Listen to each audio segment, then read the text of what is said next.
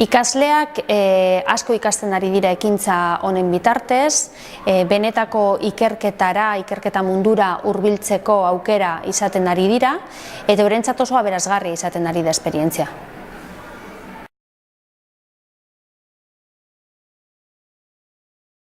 Holako ekintzek baimentzen dute ikasleen interesetatik abiatutako gaiak jorratzea. Eta horrek eurentzat beti askoz interesgarriagoa da, adibidez, ikasgelan landu ditugun edukiak baino.